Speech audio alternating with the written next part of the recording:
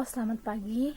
Perkenalkan, nama saya Ruth Rotua Situmea. Saya mahasiswi dari Universitas Metodis Indonesia, Fakultas Ilmu Komputer, Prodi Pendidikan Teknologi Informasi. Jadi di video kali ini saya akan menjelaskan tentang bagaimana cara saya untuk menyusun butir-butir soal untuk kelas 10 TKJ. Jadi sebelum saya ditugaskan untuk membuat video ini, saya telah ditugaskan oleh Ibu Nova Soraya Simanjuntak selaku dosen saya yang membimbing saya dalam mata kuliah evaluasi pendidikan, menugaskan saya untuk membuat 10 soal pilihan berganda dalam bentuk materi. Jadi di soal tersebut saya telah membaginya menjadi 3 kategori. Yang pertama, 4 butir soal kategori mudah, 3 butir soal kategori sedang, dan 3 kategori sulit.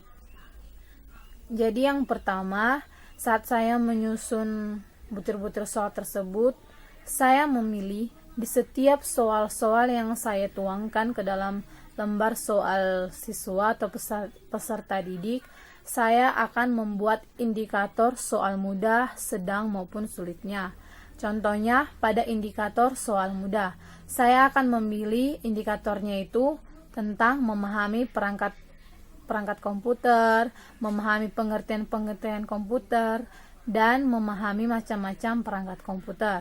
Sedangkan di indikator soal sedang, saya memilih itu tentang bagaimana caranya dia memahami tentang apa itu perangkat komputer, prinsip komputer, dan cara kerja komputer.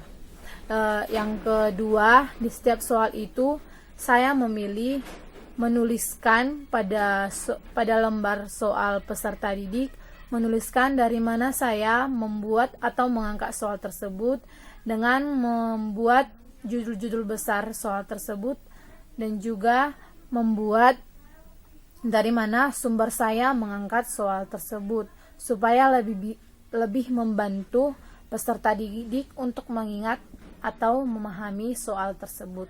Yang ketiga, di setiap soal mudah, sedang maupun sulit, saya telah mengategorikannya pada 3 level, di mana level 1 itu terbagi atas C1 dan C2.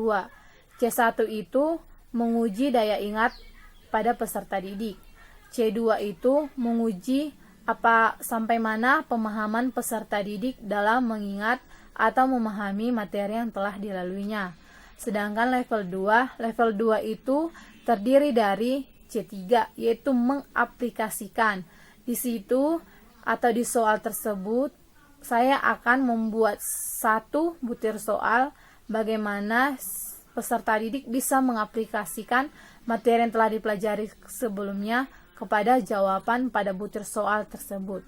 Yang ketiga itu ada C4, C5, dan 6. Di mana C4 itu adalah menganalisis, C5 itu mengevaluasi, dan C6 itu menciptakan. Atau bagaimana soal tersebut bisa membuat daya pikir peserta didik untuk menciptakan sebuah inovasi dalam menjawab soal atau butir soal yang telah saya berikan. Dan pada lembar soalnya, saya akan menuliskan bentuk soal apa yang saya berikan. Misalnya, bentuk soal pilihan berganda, esai, uraian, atau berbagai jenis soal yang ada.